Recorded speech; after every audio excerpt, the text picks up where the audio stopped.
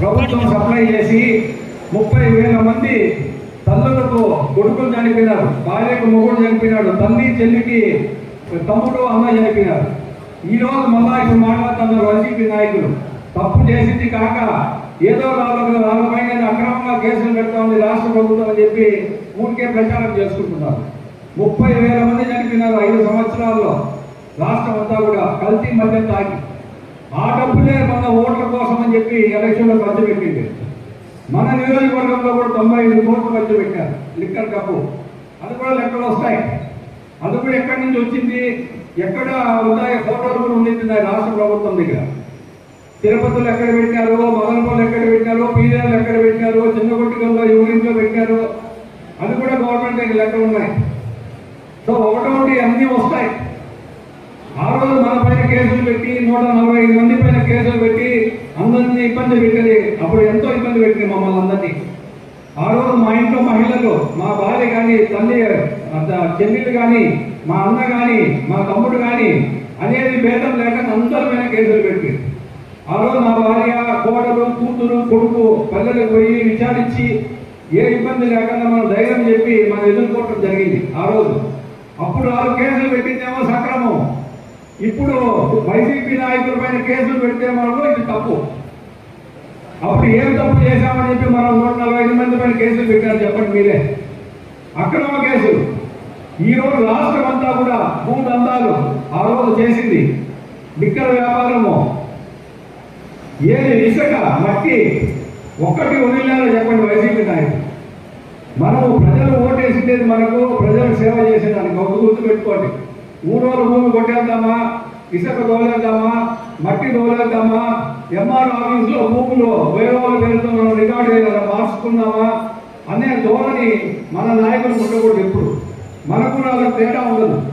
ఎందుకు మనకి 8,000 ఓట్లు పీలేరు మండలం మెజార్టీ వచ్చింది? వాళ్ళు చేసిన అరాజకాలు, దౌర్జన్యాలు, భూ ఆక్రమణ, ఇసుక, మట్టి ఒక్కటి కాదు పీలేరులో చేసింది. ఇప్పుడు ఆయిల్ సీడ్స్ ఫ్యాక్టరీ ఉంది. ఎవరో అదో రైతులు గవర్నమెంట్ కోసం ఇస్తే ఒక ప్లాట్ 10 లక్షలు కప్పుకున్నారు. ఎవరెవరో బయట మండలం వాళ్ళంతా ఇల్లు కట్టుకున్నారు. ఒక పద్ధతి లేదు. ఒక ప్లాట్ 50,000 లక్షల రూపాయలకు అమ్ముకున్నారు వైసీపీ ప్రభుత్వంలో ఉండేటప్పుడు. వాళ్ళు చెప్పేది 12,000 ఇంటి జాగాలు ఇచ్చినామని చెప్పినారు అప్పుడు పీలేరులో. మీకు గుర్తుంటుంది అందరికీ. 12,000 ఇంటి జాగాలు ఇచ్చినారు వాళ్ళకు. ప్రతి జాగా అమ్ముకున్నారు 50,000 లక్షల రూపాయలకు. అందుకే ప్రజలు ఇవన్నీ గ్రహించి మనకు ఓటేసిలేదు. మనం తప్పు చేయకూడదు.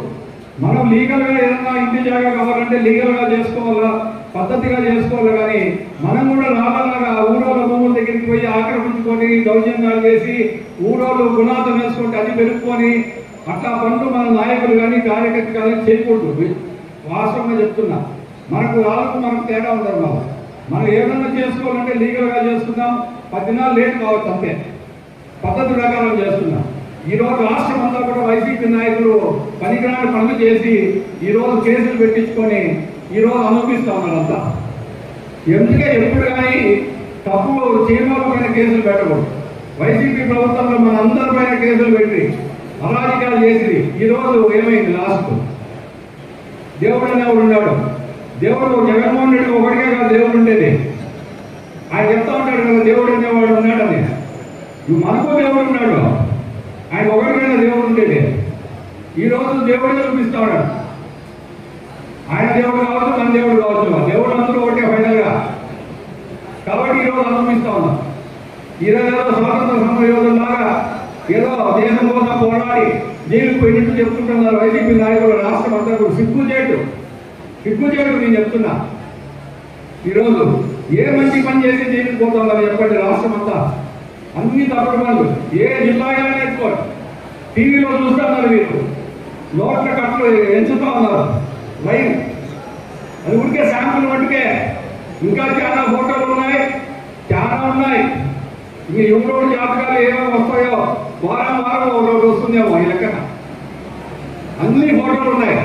వాళ్ళు ఏమనుకున్నారంటే వాట్సాప్లో డబ్బులు ఒక ఇంట్లో పెట్టి ఫోటో తీసేది 20 కోట్లు 30 కోట్లు పలానా ఇంట్లో ఉంది అని.